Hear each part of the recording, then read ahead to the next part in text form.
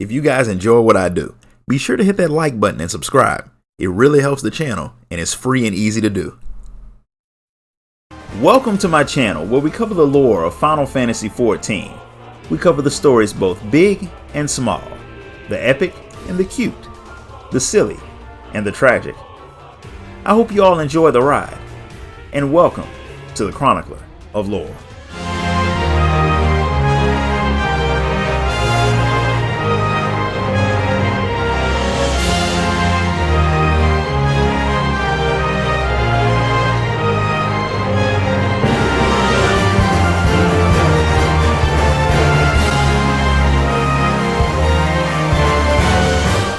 It's been a while since the Warrior of Light checked in with Claudian and the others at Labyrinthos, and the man, after a lot of sleepless nights, has apparently made a breakthrough, one that he's so eager to talk about that he'll likely miss some important bits, so his assistant Nemgigi calms him down so he can focus.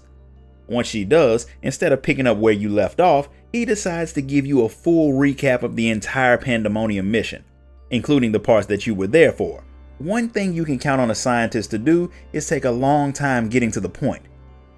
After you had come back from Pandaemonium, Claudian and his people had spent a lot of time trying to figure out the nature of the crystal that they had found. He had detected an odd ether signature from it that he thinks came from the memories that were stored inside of it. The ether seems to want to be made complete, and after studying it a bit more, he discovered an identical signature coming from somewhere else, meaning there's a matching crystal somewhere in your time. And Claudian plans on going to find it. He doesn't think it'll be hard to find, so he's going to take the trip alone while you go back to Pandaemonium to see what other secrets you can find. From what he's guessed, the time travel from the Crystal Tower doesn't let you pick when you appear, so time should be moving forward at a regular pace on Elpis, meaning you should check in with Themis and Erathonius at regular intervals. Claudian's assistants don't want the man to head off alone, but he's already hired a ship and pilot, so there's really no way to talk him out of it, and he decides to head off before they can try anymore. Nemgigi's been worried about him because he's been a little more absent-minded than usual, not to mention the fact that he seems to be the only one that can sense the crystal's ether. That alone has him thinking that he can solve this mystery by himself. He's making his colleagues feel useless, but they hope he'll be back to normal after his little adventure. Regardless, the Warrior of Light needs to get back to Pandaemonium, and since you have to pass through Elpis to get there, Nemgigi wants you to do something for her. She wants you to find out more about the creatures in Pandaemonium. She wants to know their whole story, like what made them get locked away in the first place. She knows that the ancients kept good records, and that bit of information might help you be at least a little more prepared if you have to fight again. Since the Warrior of Light usually takes the shoot first and shoot again later approach to problem solving, this may make for a good change of pace. Back in Elpis, when you go to check on the records, it turns out that Themis was in the process of doing the same thing. And he's already gotten all the information, which saves you from having to do something as annoying as research. He had taken down the warding seals blocking your way into Abyssos, and he had decided to play a hunch while he waited for you to come back. The wards in Pandaemonium have still been under regular attack by your unseen enemy, but there's been no major attacks that Themis doesn't think that Erathonius can handle without him. He's been working hard at mastering the interment spell so he can lock up the creatures without Themis' help, so he was giving the man time to practice. Themis plans on giving him a bit more time because he has one more thing that he wants to look into, and he wants you to come with him.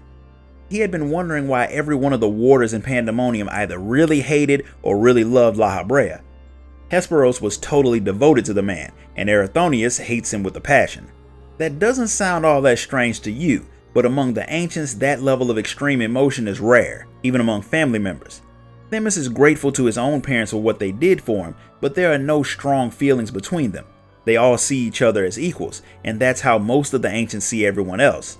The researchers of Pandaemonium seem outright obsessed with La Habrea in a way that seems unnatural. That's not the only thing he found weird, so he decided to just ask a member of the Words of La Habrea about it. The first thing he wants to know is why Pandaemonium was built under Elpis in the first place, since the governing body doesn't really have any say in its day-to-day operations. Themis had thought that it was so Elpis' faulty creatures could be easily sent over there, but it turns out that most of Pandaemonium's specimens don't even come from there. They're sent from all over, even the Words of La Habrea have sent over a few. So it would make more sense, at least to Themis, if Pandaemonium had been built near the Academia at Niter. The speaker from the Words of La Habrea doesn't seem to have a problem answering Themis' questions, especially since some of their members have asked the same thing a time or two. Pandemonium's not exactly something that you can just hook a chain to and drag somewhere else, and until recently, at least recently in the minds of the immortals, most of the creations in Pandemonium had come from Elpis. After time, some creations that weren't even seen as fit to send to Elpis caught the eye of Pandemonium's researchers and they had them sent over. That seems to go against the original purposes of the place, so Themis wants to know who decides what creatures to study.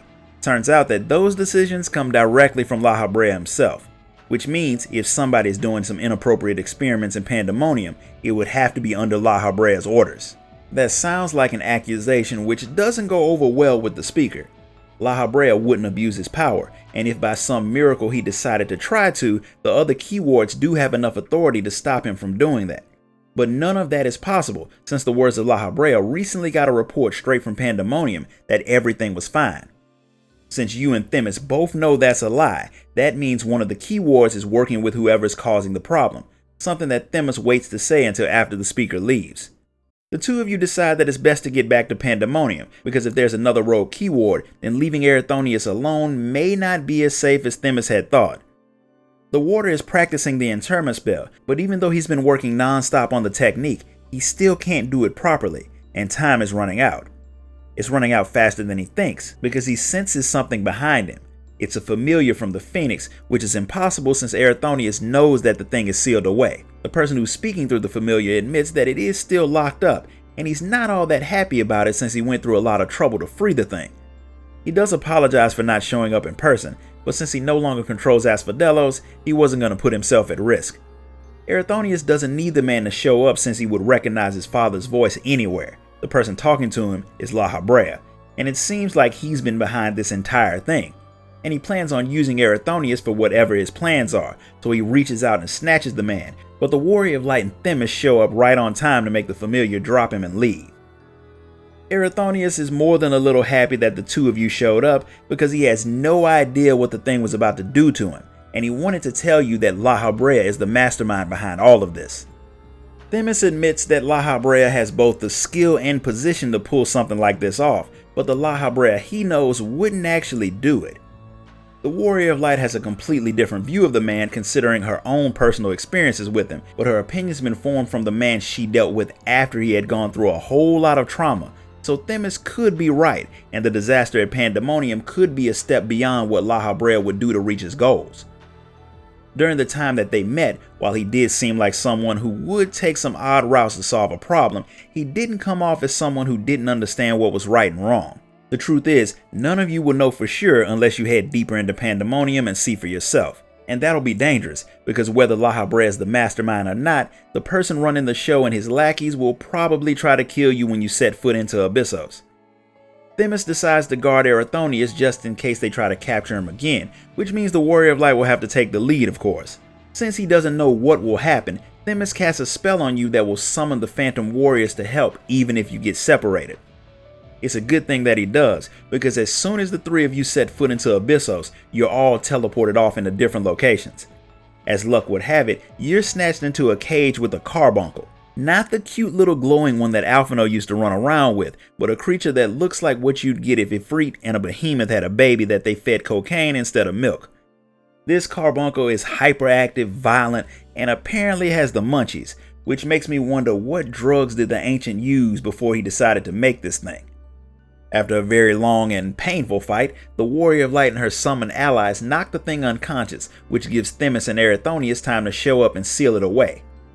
Just imagine if that was the Carbuncle that Tataru had summoned back when she tried to be an Arcanist. I doubt she would have survived the experience. The area you'd been sent to is where creations made of poisons are studied, and it seems like the mastermind behind this whole thing was specifically trying to kill you. Before the three of you can figure out why, La Habrea himself appears and admits that he's actually happy that you proved to be strong enough to survive on your own. It'll make you an interesting test subject. At least he looks and sounds like La Habrea, but Themis won't be convinced, at least not until the man answers his question. La Habrea refuses and binds Themis in a trap, one that was supposed to catch both of you, but apparently your ether is so thin that it doesn't work. So he decides to try something else. The Warrior of Light is perfectly fine with fighting La Habrea since she has so much practice at doing it, but he warns her that if she does kill him, Erythonius will lose his chance to see his mother again. The fact that La Habrea even mentioned Athena makes Erythonius want to attack him, something that would have given the boy a legendary beating, but Themis stops him. He wants his question answered first, and all he asks is for La Habrea to say his name. When the man calls him Themis, that's all he needed to know to be certain that the man is not La Habrea. Then he casually breaks out of the trap, more than a little upset that the man would insult La Habrea by pretending to be him. Erythonius is confused because he may not like his dad, but he does know what the man looks and sounds like.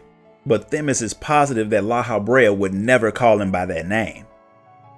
Right on cue, a fireball hits the fake La Habrea in the face, and the real one shows up calling Themis by a name that most of you knew was his way back when you first headbutted him at the beginning of the story.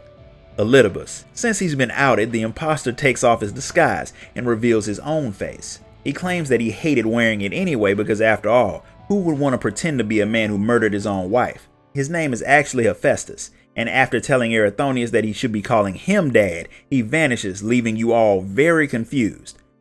Instead of providing any answers, La Habrea tells Elidibus that he has some explaining to do, once you're in a safer place, and you all follow him, after Elidibus apologizes for hiding his identity from you. Not like you didn't know it already. And that's where we're going to stop for today. If you enjoyed this video, be sure to like and subscribe, and donate to the channel so I can keep bringing you guys new content. Until next time, guys. Later.